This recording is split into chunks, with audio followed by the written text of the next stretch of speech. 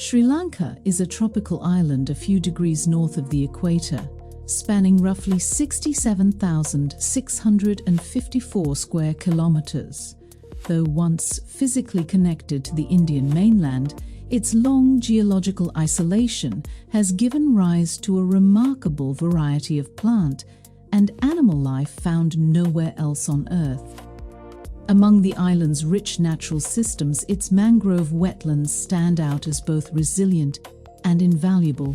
Sri Lanka hosts about 20 species of true mangroves scattered along its coastal lagoons, estuaries, and sheltered bays.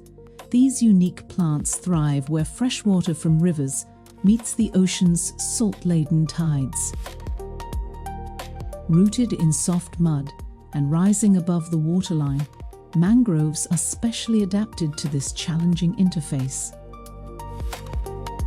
The island's mangrove species belong predominantly to 7 genera out of the global total of 9. In addition, mangrove habitats support a further 18 species of mangrove associates, plants that rely on the wetland environment but are not true mangroves.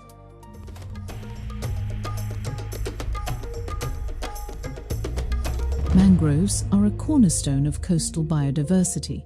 Their contribution to Sri Lanka's environment and local communities can be understood in 3 key ways.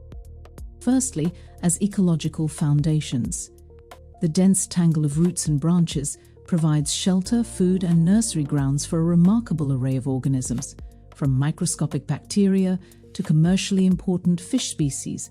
Juvenile reef fish, prawns, crabs, and other marine life use mangroves as safe havens in their early life stages. Wetland birds, including migratory species, depend on these forests for resting and feeding. For coastal communities, healthy mangroves help sustain fisheries and the livelihoods built around them. Mangroves also perform complex physiological feats to survive in brackish water. Their roots, pneumatophores, grow upward from oxygen-poor mud to capture air, and specialized glands filter or excrete salt.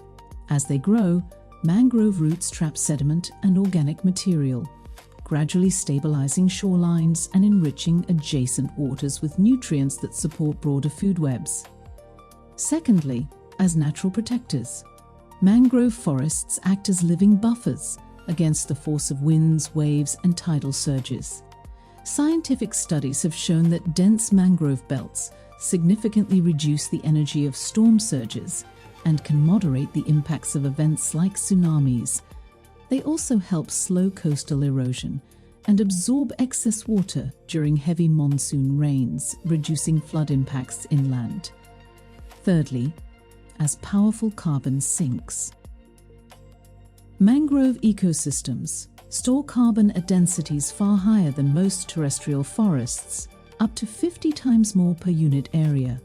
This makes them critical players in climate regulation at both local and global scales. The island's largest mangrove tracts occur in Puttalam, the Kala Oya Basin, and around Trincomalee, but important areas also dot the coast from Jaffna in the north to Galle in the south.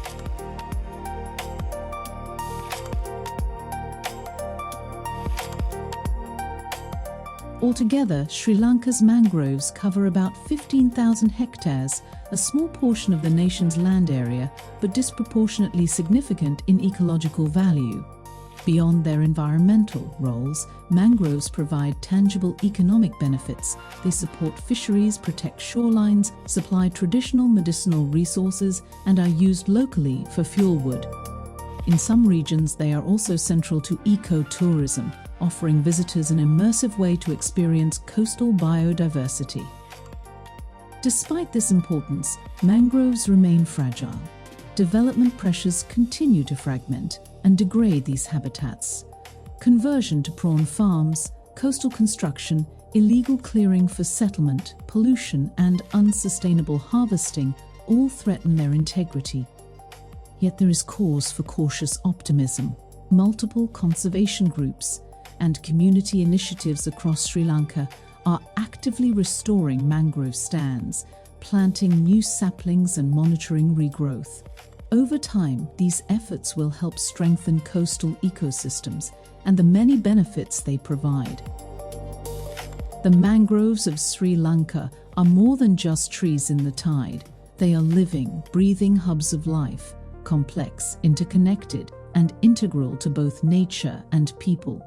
Protecting them safeguards not only biodiversity, but also the resilience and well-being of coastal communities for generations to come.